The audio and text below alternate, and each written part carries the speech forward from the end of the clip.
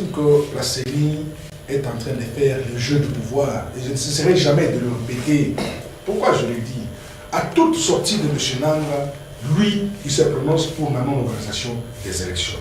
Le petit jeu là de M. Nanga n'a pas commencé aujourd'hui. Et moi, je vous assure sur ce plateau que les élections auront lieu. Peut-être pas toutes les séquences, mais l'élection présidentielle aura lieu dans ce pays. Puisque l'enrôlement va se terminer avant le 31 décembre. Les élections auront lieu dans ce pays. À l'hypothèse où les élections ne se tiennent pas, M. Kabila, pour lui, ça termine le 31 décembre.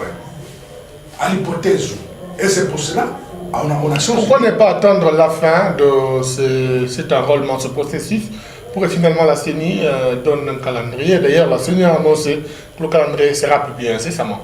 Et ce n'est pas la première fois que la CENI se prononce dans ce sens-là. Le calendrier sera publié bientôt. C'est comme si nous attendons le retour de Jésus-Christ. Jésus vient bientôt. Ça, c'est une distraction.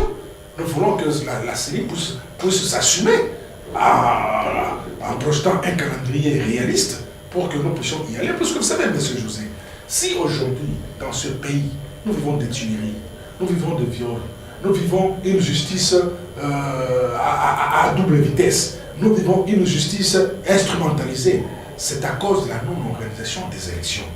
M. Kabila et ses appendices, tels que Dominique Kadisha et consorts, veulent s'obstiner au pouvoir. Ils veulent prendre le pays en otage.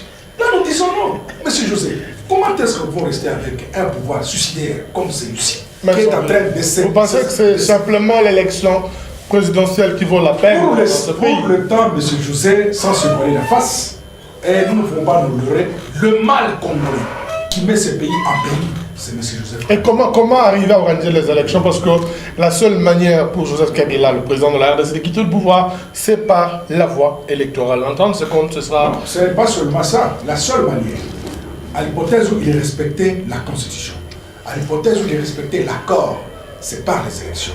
Mais il y a aussi une procédure qui est prévue dans la Constitution, à son article 64, alinéa 1er, qui interpelle la population.